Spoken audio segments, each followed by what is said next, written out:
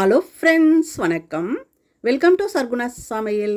இன்றைக்கி நம்ம சேனலில் நல்ல ஒரு அருமையான சுவையில் ஈஸியாக ஹெல்த்தியாக புதினா ஜூஸ் தாங்க செய்ய போகிறோம். இந்த வெயில் காலத்தில் உடல் அடிக்கடி சோர்வடையுங்க. அந்த மாதிரி டைமில் புதினா இருந்தால் இந்த மாதிரி ஜூஸ் போட்டு குடிச்சு பாருங்களேன். உடனே உடல் சோர்வு நீங்கி புத்துணர்ச்சி ஆகிடும், நல்ல எனர்ஜியாக இருக்குங்க. ஒரு முறை உங்கள் வீட்டில் இந்த ஜூஸ் செய்தீங்கன்னா திரும்ப திரும்ப செய்ய சொல்லி கேட்பாங்க. அந்த அளவுக்கு ருசியாக இருக்கும் இந்த புதினா ஜூஸு. இப்போ இதை பண்ணுறதுக்கு நான் ஒரு கட்டு புதினா எடுத்து வச்சுருக்கிறேங்க. இது எல்லாத்தையும் நம்ம எடுத்துக்க போகிறதில்ல. ஒரு கைப்பிடி அளவுக்கு இந்த இலைகளை மட்டும் நம்ம ஆஞ்சி எடுத்து வச்சுக்கலாம். இந்த புதினா சாப்பிட்றதுனால உடல் சோர்வு நீங்குங்க, உடல் எடையை குறைக்கிறதுக்கு உதவியாக இருக்கும், ஜீரண சக்திக்கு ரொம்ப உதவியாக இருக்குங்க, பற்கள் நல்லா ஸ்ட்ராங் ஆக்கிறதுக்கு உதவியாக இருக்கும். புதினா இருந்தால் மிஸ் பண்ணாமல் இந்த மாதிரி ஒரு முறை ஜூஸ் போட்டு குடிச்சு பாருங்கள், ரொம்ப நல்லாயிருக்கும். இப்போ புதினா இலைகளை நம்ம ஆஞ்சி ஒரு கை கொள்கிற அளவுக்கு ஆஞ்சி எடுத்து வச்சுட்டேங்க. இந்த புதினாவுக்கு ஒரு பெரிய சைஸ் லெமன் எடுத்துக்கோங்க, சரியாக இருக்கும். இப்போ இந்த புதினாவை உப்பு கல் போட்டுட்டு 2-3 முறை நல்லா அலசிட்டு தண்ணியை வடிகட்டிட்டு எடுத்துகிட்டு வந்துடலாம். இந்த புதினா இலைகளை ஒரு மிக்ஸி ஜாரில் சேர்த்துட்டு அரைச்சி எடுத்துக்கலாம். நாம் லெமன் எடுத்து வச்சோம் இல்லைங்களா, அந்த லெமனை கட் பண்ணிவிட்டு உள்ளே இருக்கிற விதையெல்லாம் எடுத்துருங்க. எடுத்துட்டு அதுக்கப்புறமா இந்த மாதிரி பிழிஞ்சு விட்டுக்கோங்க. மிஸ் பண்ணாமல் ஒரே ஒரு முறை இந்த ஜூஸ் செய்து பாருங்கள், கண்டிப்பாக உங்களுக்கு ரொம்ப பிடிக்கும். அடுத்ததாக இது கூடவே 1 டேபிள் ஸ்பூன் கற்கண்டு சேர்த்துக்கிறேங்க.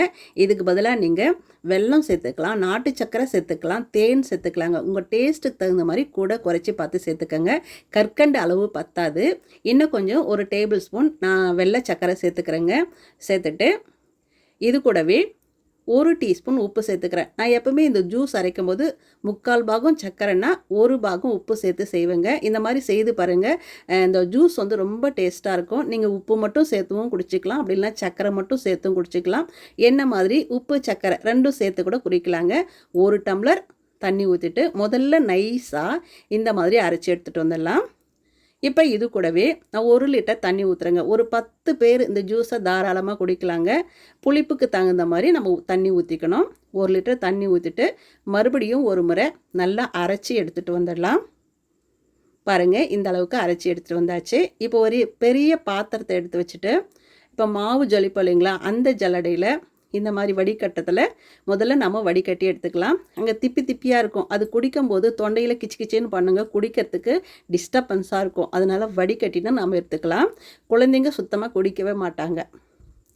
வடிகட்ட பிறகு இன்னொரு 1 லிட்டர் தண்ணி ஊற்றிருக்கிறேங்க. மொத்தமாக 2 லிட்டர் தண்ணி ஊற்றிருக்கிறேன். இது புளிப்பு, அந்த புதினாவோட வாசனை இதெல்லாம் கரெக்டாக இருக்கிற மாதிரி உங்கள் டேஸ்ட்டுக்கு தகுந்த மாதிரி பார்த்து தண்ணி ஊற்றிக்கங்க.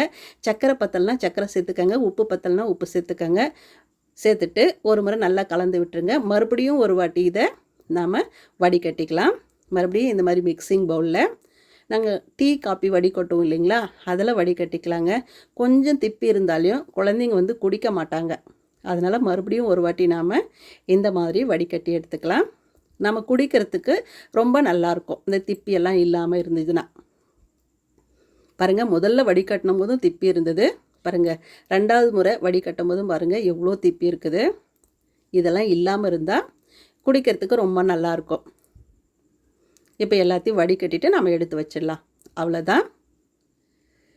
இப்போ பாருங்கள், இந்த டைமில் உங்களுக்கு டேஸ்ட்டுக்கு தகுந்த மாதிரி உப்பு, சர்க்கரை இல்லைன்னா தேன் எது வேணாலும் கலந்துக்கலாங்க. இல்லைனா எண்ணெய் மாதிரி உப்பு சர்க்கரை ரெண்டும் சேர்த்துட்டு இந்த ஜூஸ் அரைச்சி குடிச்சு பாருங்கள், ருசி செம்மையாக இருக்குங்க. உங்கள் வீட்டுக்கு கெஸ்ட்டு வந்தால் கண்டிப்பாக மிஸ் பண்ணாமல் இந்த ஜூஸ் செய்து கொடுங்க. இந்த ஜூஸ் எப்படி செய்தீங்க அப்படின்னு கேட்பாங்க.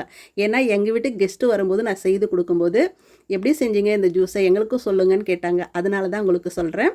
கண்டிப்பாக புதினா இருந்தால் இந்த மின்ட்டு ஜூஸை கண்டிப்பாக செய்து பாருங்கள், ரொம்ப ருசியாக இருக்குங்க.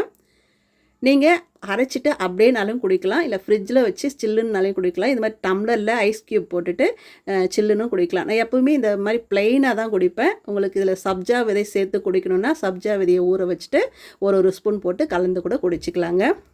கண்டிப்பாக மிஸ் பண்ணாமல் இந்த மாதிரி செய்து பாருங்கள். டம்ளராக ஜூஸ் குடிப்பாங்க. அந்த அளவுக்கு ருசியாக இருக்கும். ஒரு முறை செய்திங்கன்னா திரும்ப திரும்ப செய்ய சொல்லி இந்த ஹெல்த்தியான ஜூஸை கேட்பாங்க. கண்டிப்பாக மிஸ் பண்ணாமல் செய்து பாருங்கள். செய்து பார்த்துட்டு எப்படி வந்ததுன்னு கமெண்ட்டில் சொல்லுங்கள். இந்த வீடியோ பிடிச்சதுன்னா சர்குணா சமையலுக்கு சப்ஸ்கிரைப் பண்ணுங்கள், லைக் பண்ணுங்கள், கமெண்ட் பண்ணுங்கள். மறக்காமல் உங்கள் தெரிஞ்சவங்களுக்கு நிறைய ஷேர் பண்ணுங்கள். அப்படியே பக்கத்தில் இருக்கிற பெல் பட்டனையும் அழுத்தி விடுங்க.